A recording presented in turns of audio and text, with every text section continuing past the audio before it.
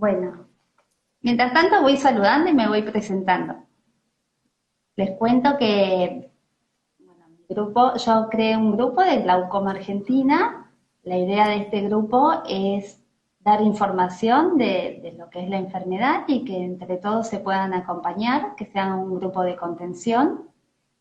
Y en el mismo hay muchos papás de niños con glaucoma y es por eso que me surgió la idea y le propuse a Jessica de hacer este vivo.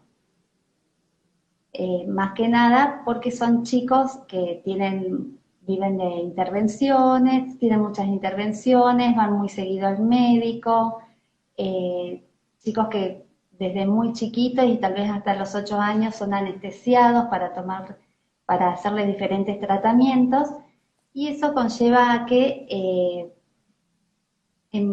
muchas veces estén enojados y no sepan cómo expresarlo o lloren y los papás no sepan qué les pasa. Tiene que ver un poco con las situaciones que van viviendo. Y me pareció interesante hablar con Jessica, ya que, bueno, ahora ella se va a presentar, pero quiero presentarla un poquito yo. Ella, nos conocemos porque estudiamos juntas, pero después ella siguió especializándose. Ella es licenciada en educación especial, se especializó en habilidades sociales, mindfulness, trabaja en el con niños en el desarrollo infantil de una forma integral. Y bueno, me gusta su mirada, entonces me parece interesante que ella nos pueda contar un poco cómo los chicos pueden manejar sus emociones y los papás cómo pueden ayudarlos. Ceci, te dejo que puedas contar vos. Bueno, sí, sobre todo eso, Mari, que los chicos puedan manejar, aprender a manejar sus emociones, como vos decís, y los papás también, Claro, porque en realidad los papás, que es lo que conversamos vos y yo siempre, más allá de este vivo, que los papás, las mamás, los papás, también somos seres humanos y no somos perfectos, ¿verdad? claro. Y, y este camino que están haciendo nuestros hijos o los niños que están en edad temprana hoy, nosotros no lo hicimos. Seguramente creo que casi ninguno de nosotros, los adultos que estamos en este vivo, hemos pasado por una educación emocional como la que están viviendo nuestros hijos y los chicos de las edades de nuestros hijos hoy. No se sabía prácticamente nada acerca de educación emocional, las neurociencias, todo esto es relativamente nuevo. Entonces, creo que es importante que los papás vayamos aprendiendo de la mano de ellos qué es esto de las emociones, qué es todo este mundo nuevo de las emociones, que en realidad no es nuevo, pero el conocimiento de es lo Tal que antes cual, no se tenía. tal cual. Además, que los papás puedan ir aprendiendo, pueden ir acompañando a sus hijos de una mejor, no sé si de una mejor manera, sino de más acertadamente tal vez. Y es como vos decís, nosotros no lo aprendimos y es por eso que hoy podemos ver la necesidad de, está bueno poder aprenderlo y ser consciente de nuestras emociones, de uno como papá, porque esas emociones repercuten en nuestros hijos. Bueno, Claro que sí, y más allá de que el chiquito tenga un diagnóstico de glaucoma o un diagnóstico, no sé, cualquier diagnóstico, o que no lo tenga. A ver, las emociones, todos tenemos emociones, no hay emociones positivas y negativas como en algún momento se hablaba. A lo mejor sí hay emociones que son más o menos agradables de sentir o de vivir o de pasar, pero a ver, hay que reconocer que todos tenemos el mismo paquete de emociones y claro que algunos vamos a, no sé, hablando del enojo, algunos vamos a sentir enojo con mayor frecuencia o lo vamos a vivir más intensamente, pero todos tenemos las mismas emociones y todas las emociones son válidas. Entonces, claro. claro que es importante nosotros también aprender. ¿Y cómo pueden hacer esos papás para reconocer, no sé si reconocer, pero liberar esos enojos en momentos de frustración y no poder, y no, que no se proyecte tanto ante sus hijos? Me imagino que no es fácil, pero habrá alguna forma de no proyectarlo o sea, de reconocerlas previamente, ¿no? O sea, vos decís que pueden hacer los adultos, ¿qué puede hacer el papá? Sí, claro.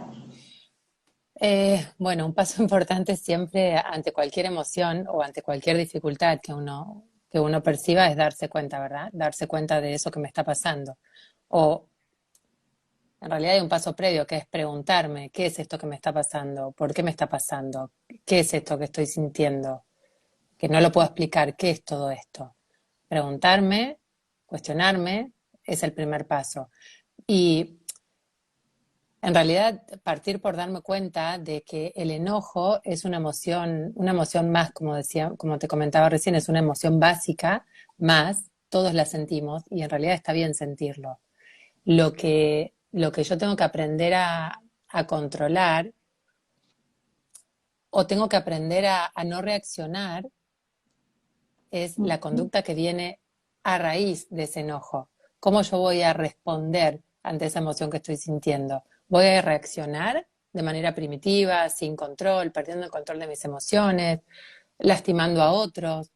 ¿O voy a responder a eso, haciéndolo consciente? Esa es una ¿Cómo? gran diferencia.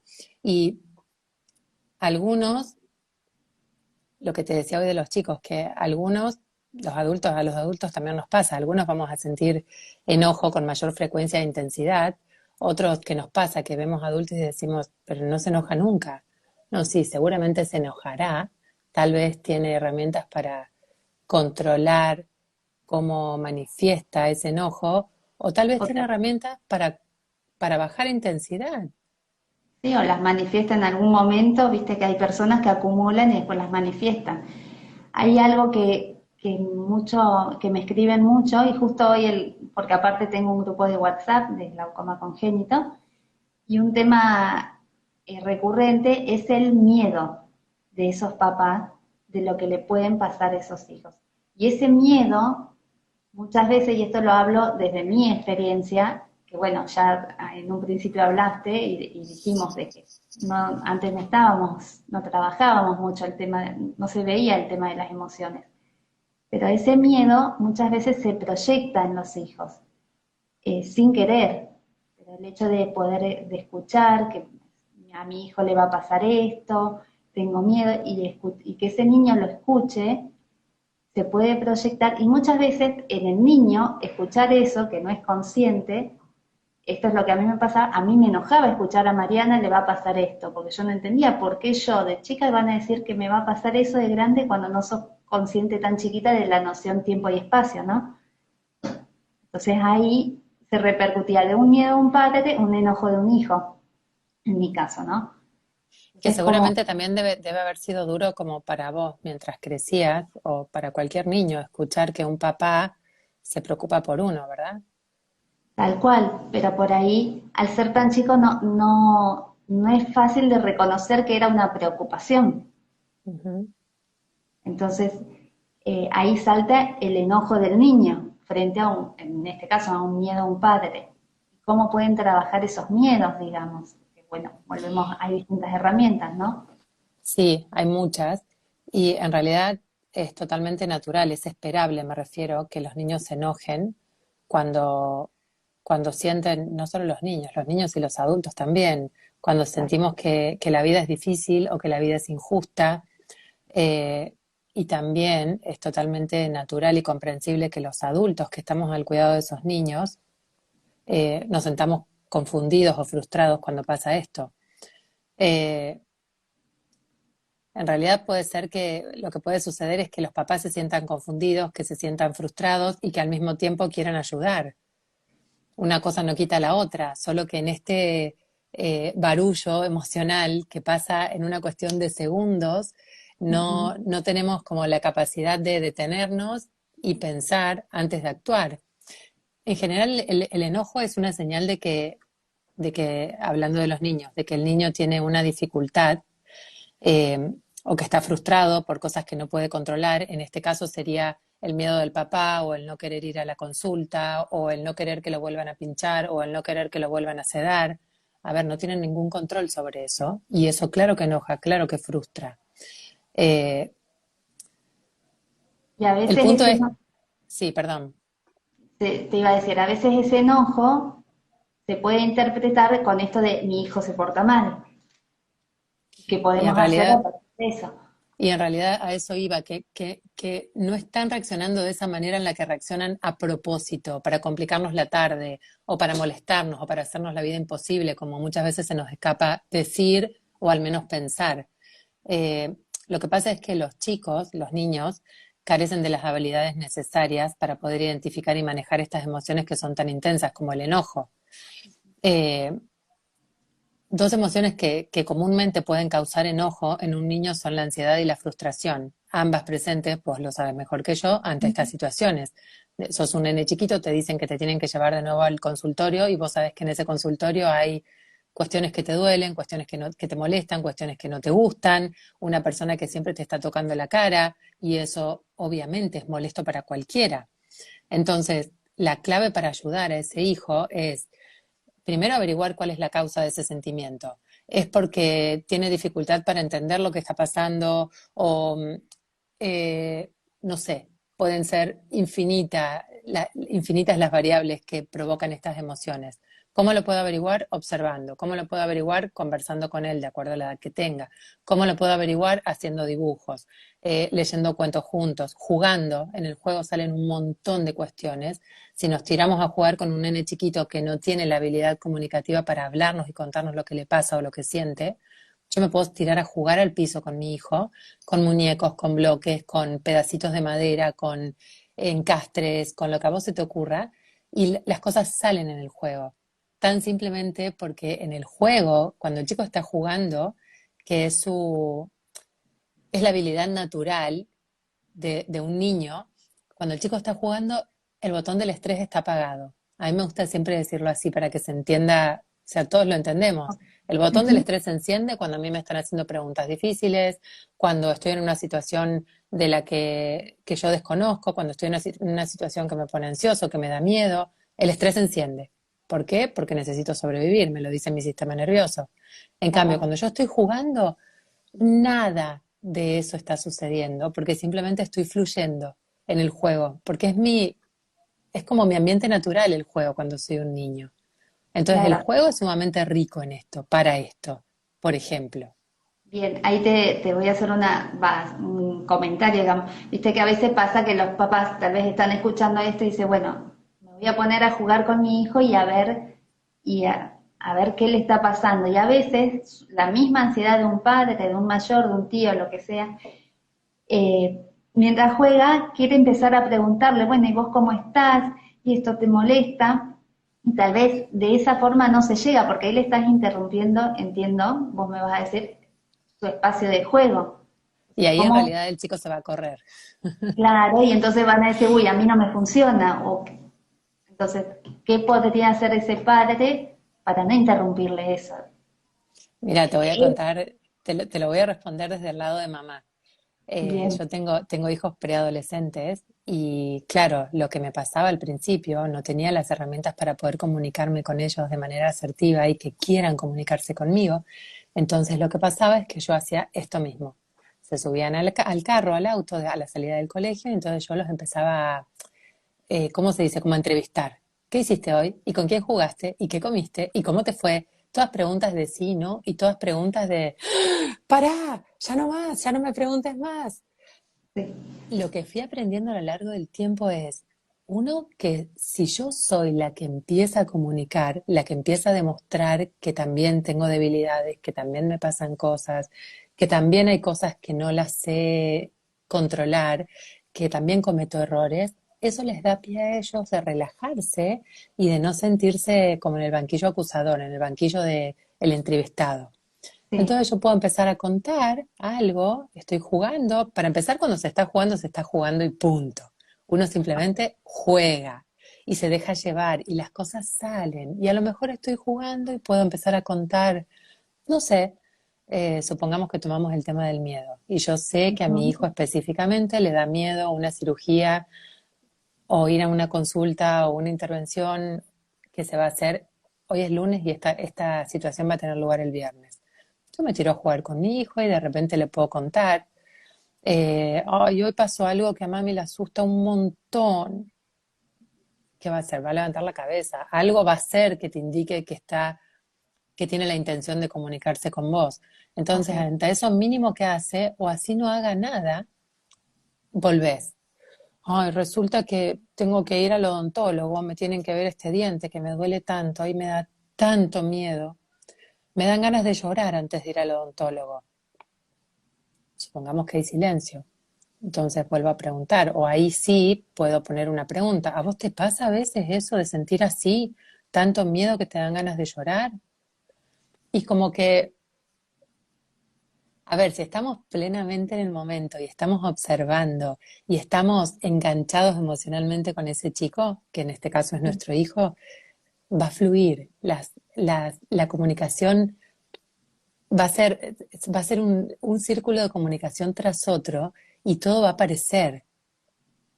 Ahora, para Claro, trabajar puntualmente las emociones, sí. sí no podemos esperar a, a que llegue ese momento de crisis, ese momento de llanto, ese momento de dolor, para sacar todas estas cuestiones. ¿Cuándo lo ¿Y tenemos que cómo se hacer? hace?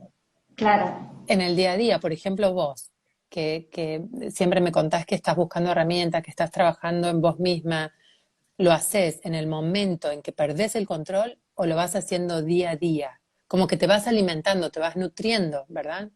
yo lo voy haciendo al día a día, pero yo llegué a eso, es todo un aprendizaje de estos 3 años de cirugías constantes que me llevó a lo que es la meditación, la respiración, poner música. De repente me di cuenta que si me quedo en mi casa encerrada, por más que esté viendo menos ese día, es peor porque me angustio, veo menos y así el día a día. Entonces decidí salir a caminar, hubo un montón de actividades que fui haciendo y la otra es no quedarme en mi casa, sino, bueno, puedo hacer menos cosas, bueno, sigo yendo a mi trabajo, busco la forma de seguir activa, en mi caso, ¿no? Para, para empezar a que no me frustre y a medida que fui haciendo cada cosa, el tema de la meditación y demás, me ayudó a reconocer mis emociones, a que un día estaba triste, un día estaba enojada, que antes no lo reconocía, antes me pasaba algo y lo expresaba con el cuerpo y ya está, o con un maltrato, con una mala mirada. Hoy puedo saber cuándo estoy enojada, estoy aprendiendo a, tal vez algo no me gusta y a decir lo que antes era como, estaba todo bien, pero después me hacía mal a mí. Eso ayuda un montón. Y hay personas que lo van a poder decir, como en tu caso, que sos una adulta y que está aprendiendo y que busca herramientas.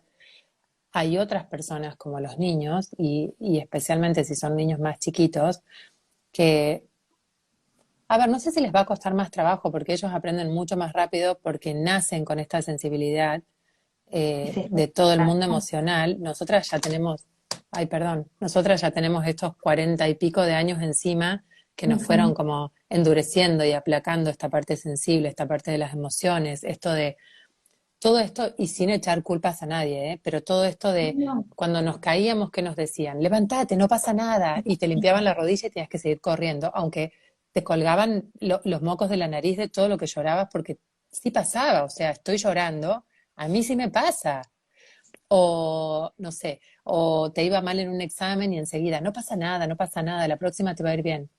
En realidad sí me pasa porque estoy llorando, por algo lloro. Si no pasara nada, no pasaría nada, no estaría llorando.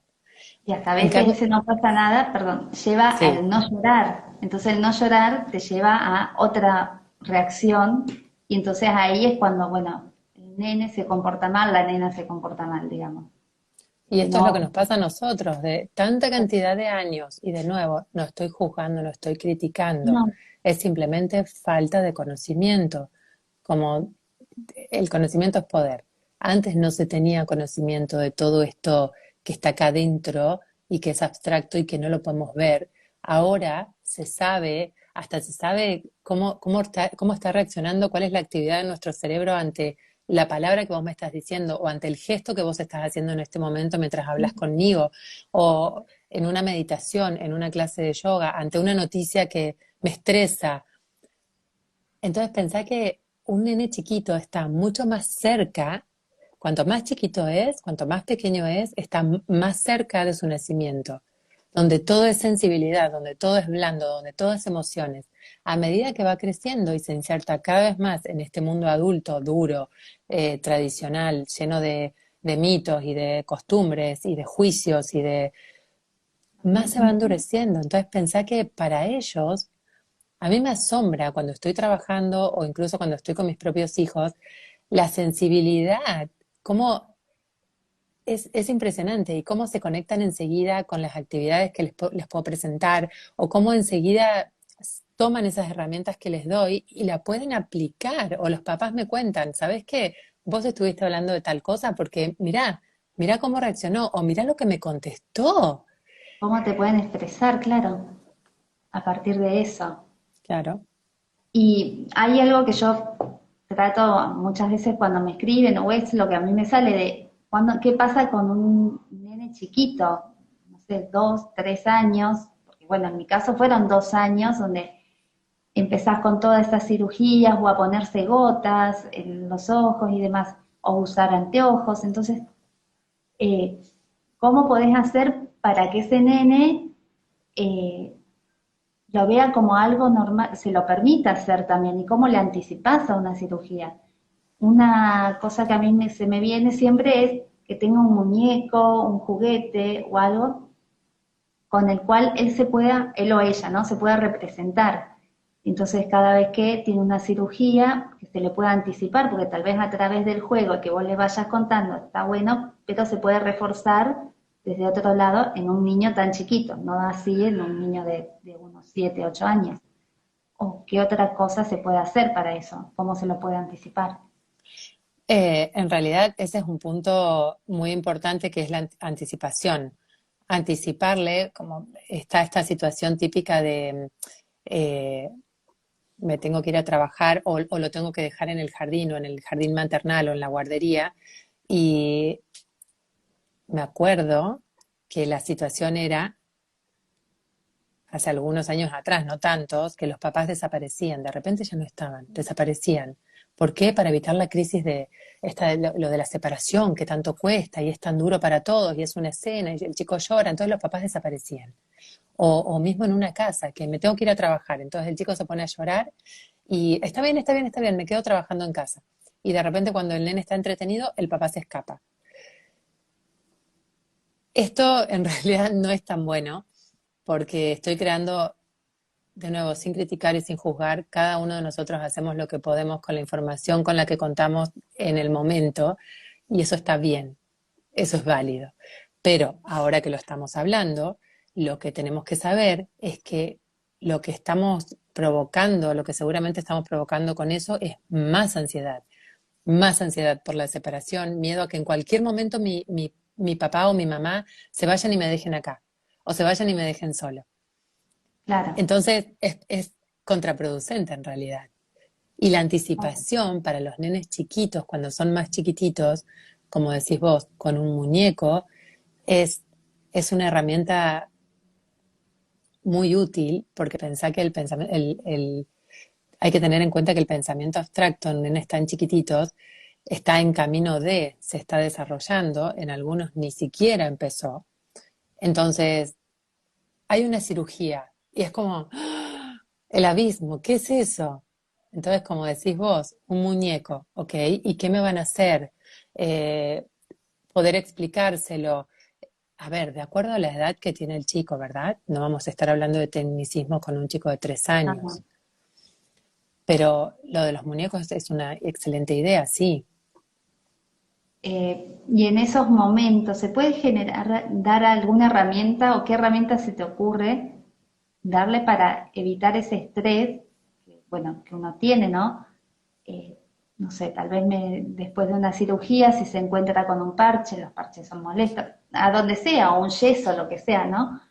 Eh, ¿De qué forma? Depende, porque cada niño y cada persona es única, ¿no? Pero ¿qué puede llegar a ayudar o qué herramientas pueden colaborar a que ese chico esté más relajado? No sé, aparte del ¿Qué, muñeco. ¿Qué puedo hacer por él? Claro. Bueno, en realidad, si un nene está llorando, tanto en esta situación como en otras también, los nenes lloran. Ujú. Concuerdo. Si un nene está llorando, no lo está haciendo para manipularme o porque quiere llamarme atención, solo porque sí, porque quiere llamarme atención. En realidad quiere llamarme atención porque me está necesitando. Necesita algo de mí y no tiene la habilidad o la capacidad de pedírmelo con palabras, de expresármelo con sus palabras. Eh, Cuando nosotros acudimos ante ese llanto, acudimos a calmarlo, eh, lo que tenemos que hacer es intentar, a ver, si acaba de tener una operación de la vista, no vamos a poder hacer contacto ocular, y en realidad esa es una de las maneras, pero no es la única. Lo que yo puedo hacer, si me permite, es, no sé, agarrarle la manito, o si es un chico que es más, dependiendo de si el chico es más o menos sensible al tacto, o le puedo agarrar la manito, o puedo apoyar mi mano, o puedo poner mi mano y ofrecerle mi contacto, o le puedo hacer como palmaditas en mi falda, si él Ujú. entiende que esa seña o ese gesto lo estoy invitando a sentarse encima mío, o le puedo poner mis brazos, o le puedo ofrecer con mi palabra, ¿querés venir upa de mamá? ¿O querés sentarte arriba de papá?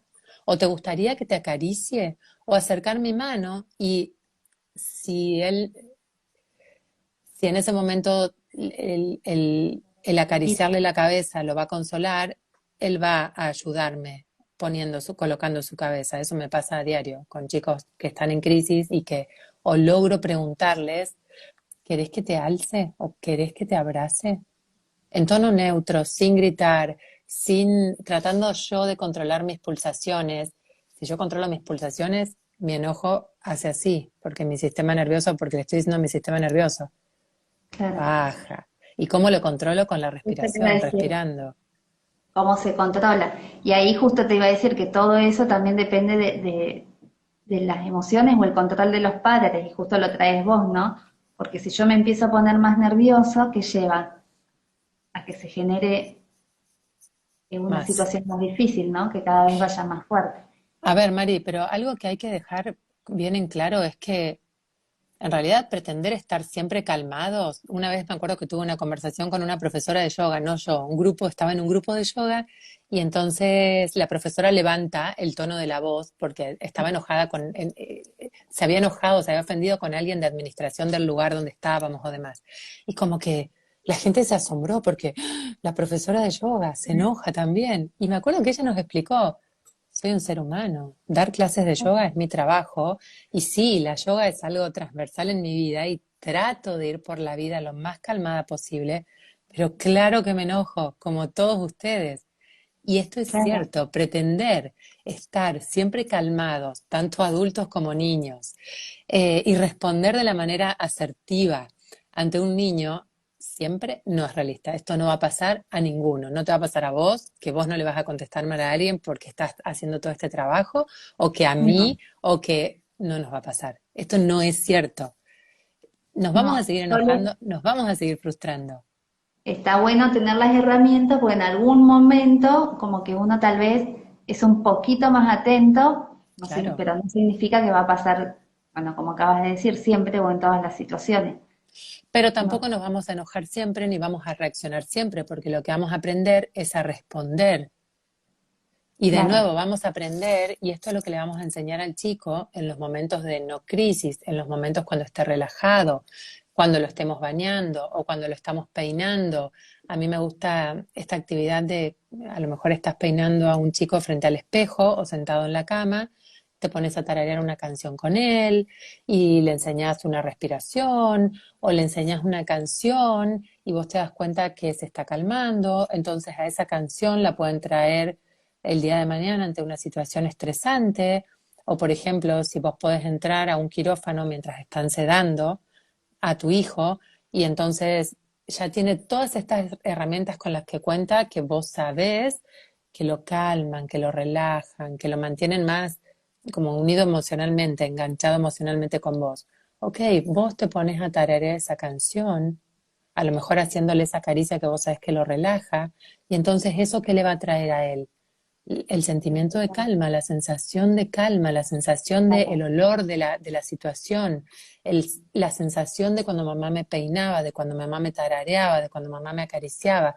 Todo eso va a llegar por todos los sentidos, porque fíjate que cuando lo estoy peinando, estoy pasando el peine o lo estoy acariciando con mi mano por la cabeza, estoy claro. tarareando, entonces está escuchando, estamos en contacto piel con piel, son un montón de sensaciones que van a entrar en juego en ese momento y que van a hacer que su Ujú. sistema nervioso se Claro, aplaque.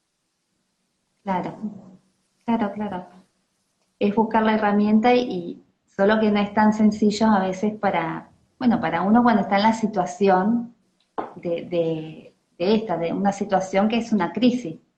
Puede ser, como decíamos, una cirugía o puede ser una situación X, que también, o sea, son situaciones muy difíciles. Es que en realidad, Mari, en el momento de la crisis, ni vos, ni yo, ni un papá, ni un niño, ni un maestro, ni nadie va a poder resolver nada. Lo que podemos hacer en la situación de crisis es evitar que sea peligroso para el chico y para los demás, para los que están alrededor, tratar de contenerlo para que no se lastime y darle apoyo de la manera, eso es muy personal, es de acuerdo a Cada cada chico, niño. ¿verdad? Hay algunos a los que de nuevo les gusta que los toquen, hay otros a los que no, pero simplemente, y uno se da cuenta con la observación, que es la herramienta de evaluación más poderosa y efectiva, con la observación, si uno se despoja de todas las creencias y de todos los mitos que uno trae, eh, y uno puede simplemente estar ahí al lado de ese chico acompañando y observando, wow, es impresionante. Toda la información que obtenés. Un montón de herramientas te da, ¿no? Está bueno. Bueno, y después, bueno, el tema de los padres, también está el tema de la gente adulta con mucha ansiedad, que bueno, ahí yo di mis herramientas, y vos también estuviste repitiendo, diciendo algunas herramientas más. Yo creo que la respiración es fundamental para todo esto. No sé, Y de Jessy, tú qué. nuevo, pero de nuevo, la respiración, sí, pero aprendamos a respirar cuando no estamos enojados, cuando no estamos tristes, cuando estamos bien, es cuando tenemos que aprender a respirar, cuando nos sentimos en control de nuestro mundo emocional, es cuando tenemos que aprender a respirar, es cuando tenemos que aprender cuál es esa actividad que a mí me resulta placentera, me relaja, cuál es esa música que me resulta agradable, para traerla en el momento de la crisis. Claro. Sabes que la respiración es uno, en el caso de la vista, de la presión y demás, es fundamental. Cuando vos no Ujú. respirás bien, la presión ocular está alta. Y así en varias situaciones, en todo el cuerpo, afecta la mala respiración. Así que yo creo que es uno de los pasos fundamentales, este, el aprendizaje de la respiración. En realidad parece algo muy sencillo y muy básico. A ver, todos los seres vivos respiramos para vivir, pero la respiración, cuando nosotros controlamos la respiración, estamos controlando el sistema nervioso. Claro, Es fundamental. una cuestión mágica. Cuando nosotros, por ejemplo, hay un ejercicio que a mí me gusta hacer con los chicos cuando estoy con un grupo, que es, nos frotamos las manos y pensamos en alguien a quien nosotros queremos dedicarles nuestro sentimiento, nuestro amor, nuestra tristeza, nuestra preocupación, el sentimiento que estemos sintiendo. Y entonces respiramos, inhalamos, tomamos aire y cuando soltamos el aire, mandamos ese pensamiento o mandamos esa emoción. Y cuando vos ves no solo las caras, los rostros, sino los cuerpos, cómo se Se relaja. pinchan. Sí, Genial, qué lindo. Que es genial. Hay muy poca información de la respiración y muy pocas actividades para chicos en relación a la información. Volvemos al principio, recién ahora se está dando, teniendo en cuenta todo lo que son las emociones y todo este tipo de actividades que favorecen a nuestro cuerpo, a cada uno, ¿no? Pero está buenísimo estar siendo atento a cada una de estas actividades. Y algo que no quería dejar de preguntarte es el miedo. Yo sé que eso sabes un montón y cómo se puede llegar a convertir ese miedo en algo que no es tan, o sea, viste que uno tiene miedo a algo y tal vez a través de alguna actividad o cómo lo podemos convertir a que deje de ser un miedo que nos esté, que estemos todo el tiempo pensando en eso. En ¿Entendió? realidad, sí, creo que sí. Vos decime a ver si la entendí.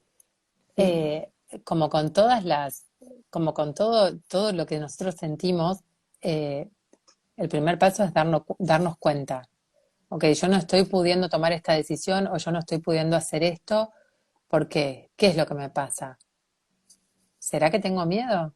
¿Y qué es lo que me da miedo de esto? Hay cosas que son hay situaciones o cosas que son muy evidentes. No sé, me da miedo los perros, porque me puede morder. Me da miedo el avión, porque se puede caer. Me da miedo el fuego, ¿por qué? Porque me quemé, me puedo quemar. Pero hay otras situaciones que no son tan sencillas de, como de observar, de darnos cuenta qué es lo que estoy sintiendo. Y claro. entonces se genera todo este barullo también de nuevo eh, con las emociones. En realidad, lo que yo siento y lo que yo pienso acerca de eso que me está pasando va a determinar qué tan intensa va a pasar esa emoción. La emoción va a pasar, el miedo lo voy a sentir, Ujú. pero eso que yo estoy pensando y que yo estoy sintiendo acerca de esa situación es lo que va a determinar qué tan intenso o qué tan intenso, qué forma tiene y cuánto va a durar el miedo, el enojo, cualquiera de las emociones que vos quieras mencionar. Eh, lo que va a pasar ante cualquiera de estas emociones es que se van a activar en mí pensamientos que se llaman detonadores, que son los trigger points, que van a hacer que esta emoción se active. El miedo, el enojo, eh, no sé, por ejemplo, con el miedo, no se me ocurre ningún ejemplo en este momento, pero ¿qué podría ser? Como me vienen a la cabeza puros ejemplos de enojo. Eh, ¿Qué podría ser con el miedo? Por ejemplo, si soy un adulto, estoy durmiendo a la noche y empiezo a escuchar ruidos de truenos, tormenta, viento, y se mueven las ventanas, y esto me asusta. Estoy un poco dormido, entonces no entiendo bien la situación, pero yo puedo empezar a decirme, puedo darme cuenta qué es lo que me está pasando y como Yo me en mi puedo caso cambio el enfocar, foco de atención, o sea, sí, me voy a, bueno, me tranquiliza la música, listo, pongo música. pero en ese caso que vos a ver, tenés que ser muy consciente de qué es lo que te está provocando eso para que vos llegues a esa respuesta, o tiene que ser una situación reiterada para que vos llegues a saber, ok, esto es el miedo y esto me pasa por tal cosa y yo lo voy a solucionar o lo voy a lograr controlar de esta manera. Pero si no, también lo que se puede hacer, Marisa, es que es una estrategia que es muy como concreta y que también lo puedes usar con chicos más chiquitos. eh, que para enfocar su atención en las cosas que sí están acá, que el miedo es algo que no hay, que no puedo tocar. Entonces, para traerlo acá, como vos decís, la música te ayuda a vos le podés decir, bueno, mira, vamos a nombrar 3 cosas que hay en esta habitación que vos podés tocar. Vamos a nombrar 2 cosas que hay en esta habitación que vos estás oliendo, que vos podés sentir con tu olfato. Vamos a nombrar una cosa en esta habitación que vos estás escuchando. Entonces vos lo traes acá, al momento presente. Y la verdad es que la mente no puede prestar atención a 2 cosas, no puede estar en un lugar, no puede estar en 2 lugares al mismo tiempo, no puede estar pensando en 2 cosas al mismo tiempo. Entonces, si Claro, vos traes a tu mente de niño, de adulto, al momento presente, a sentir la cama, a sentir la almohada, a sentir el cuerpo de mi mamá que está al lado mío, a sentir ese olor, a escuchar las palabras de mi mamá, o a escuchar esa música, o a escuchar el sonido del viento. Ok, tu mente simplemente otra vez se va a sí, sí, calmar, porque no tiene la habilidad de estar en 2 lugares al mismo tiempo. claro, claro. Y esto, como decías en un principio, uno lo puede hacer, pero es importante trabajar o hacer todas estas actividades o buscar estas formas antes de las situaciones de crisis. A ver, es como el típico ejemplo que siempre se pone en todos los ámbitos, el ejemplo de la maratón. Yo no, nunca jamás en mis 44 años corrí. No me puedo anotar en la maratón de Nueva York del año que viene, del mes que viene, porque probablemente mis rodillas se van a quebrar y mi respiración y mi cuerpo va a colapsar. Y esto es lo Ujú. mismo. O sea, ¿yo qué voy a hacer si quiero correr una maratón? Me voy a fijar un objetivo realista en base a lo que conozco de mí, a lo que sé de mí, a cuál es mi entrenamiento, a cuál es mi alimentación, a cuál es mi descanso, mi trabajo. Y en base a eso voy a estar entrenando de acá a que la maratón llegue. En este caso es lo mismo. Yo voy a tener Claro. que entrenar a mi Ujú. pensamiento, a mi cuerpo, a mi sistema nervioso. Me voy a tener que entrenar ¿para qué? Para que cuando el momento llegue, yo no reaccione, sino que pueda ser capaz de responder. ¿Con qué? ¿Con llanto, con grito, con patadas? No, con las herramientas que yo sé que me hacen pasar esa crisis de la mejor manera posible. La crisis va a estar, Mari. Al chico le va a Claro. doler el ojo, a la mamá le va a dar culpa, la mamá va a sentir miedo, el nene va a sentir miedo, el nene va a sentir displacer, el nene se va a sentir que es injusto. Esto va a ser así. Pero ¿qué puedo hacer yo? Yo no puedo controlar eso. El nene no lo puede controlar y yo tampoco. Lo que sí puedo hacer es darle a él y buscar yo cuáles son las herramientas o las estrategias que me van a hacer pasarlo lo menos doloroso o lo menos angustioso o lo menos Sí, catastrófico posible. claro. Es buscar la forma. Ir acompañándolas, acompañándolos y esto, darle, estar atentos y buscar la contención, que es lo más importante. Bueno, Jessy, me encanta todo lo que venís diciendo. Me parece que, bueno, ahí vi que hay mucha gente que les interesa. No sé si querés hacer un cierre, decir algo. La verdad es que este tema de las emociones es, bueno, para mí creo que se nota, es sumamente apasionante.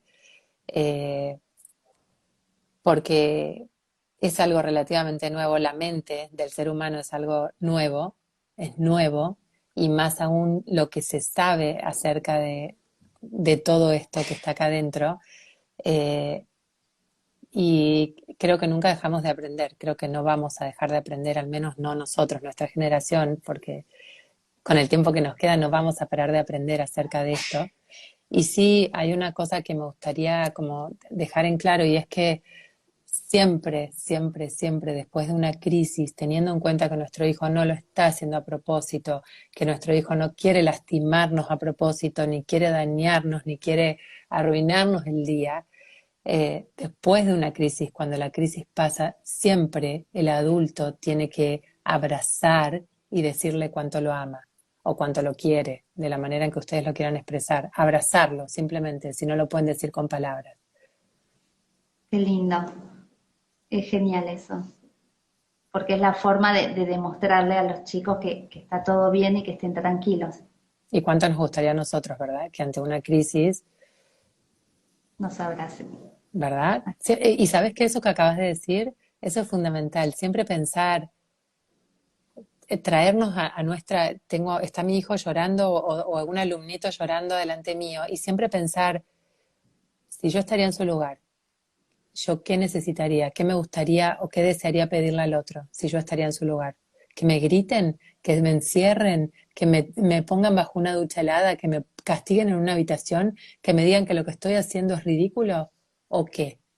¿Qué Y necesitaría yo? hago una pausa ahí y también el hecho de que me ignoren, porque el ignorar tampoco está bueno, ¿no? No, no. Cuando yo trabajaba y cuando hice conductismo y demás, era ignorar el enojo y no está bueno el ignorar. Y eso no es, no hace tanto de eso. Sabes Entonces, que no, no es sano porque, como te decía, como mencionábamos hace un rato, en realidad si el chico está queriendo llamar nuestra atención, no lo hace por complicado o por embromarnos el día o por arruinarnos el momento, lo hace porque realmente necesita nuestra atención. ¿Por qué? Porque somos su figura de seguridad. ¿Qué más queremos claro, nosotros que nuestro hijo a los 15 años, o pongámoslo más pronto, ahora es más pronto, a los 13 años venga a buscarnos para contarnos eso que le preocupa, para contarnos eso que le da miedo, eso que le provoca ansiedad, eso que lo enoja? ¿Qué más queremos nosotros? Después llegan los 13 años, los 14, los 15, los 17, y ¿por qué mi hijo no me habla? ¿Cómo hago para comunicarme con mi hijo? Es lo mismo que el ejemplo de la maratón y de la respiración. ¿Vos querés tener una buena comunicación con tu hijo adolescente, adulto? Bueno, pero tenés que entrenarlo desde que es chiquitito. ¿Cómo? Estando ahí cuando necesita hablar con vos. Ok, a veces no voy a poder porque me estoy quemando, porque estoy cocinando mientras hago 1000 cosas al mismo tiempo. Me doy vuelta, bajo a su altura y le digo, ahora mamá no puede, ahora mamá está cocinando. Cuando mamá termina de cocinar, lo vamos a hablar. Está sentando las bases para una comunicación asertiva, yo te diría que para siempre. Claro, está buenísimo eso. Y hacerlo constantemente, no de una vez y que al día de mañana reaccionar. Obvio, como decías en un principio, no es fácil y todos reaccionamos en algún momento. En algún Lo que momento pasa nos vamos a equivocar, en algún momento vamos a perder la paciencia, en algún momento vamos a gritar y lo que después vamos a hacer es, mamá sabe que perdió el control, me enojé y perdí el control. Yo te quiero pedir disculpas porque yo sé que lo que hice estuvo mal. Lo Eso que me vos parece hiciste, fundamental. siempre dejar en claro que, a ver, lo que vos hiciste, pegarle una patada a tu hermano, eso no está bien. Eso está mal, eso no se puede hacer en esta casa, pero gritar, yo ponerme a gritar o yo agarrarte de la oreja, eso tampoco estuvo bien. Te pido disculpas y espero que me puedas disculpar por esta conducta que yo tuve con vos. Eso es fundamental. Bueno, no quiero que se nos corte porque lo quiero No, y guardar el seguiríamos hilo. hablando toda la noche. Me parece súper interesante, pero bueno, podemos volver a hacerlo. Eh, Desde ya, re gracias, mil gracias. Me encantó Y estar acá y bueno, me charlar con vos. encantó. Nos vemos y gracias a todos por estar acá. Les mando un beso. Adiós. Adiós.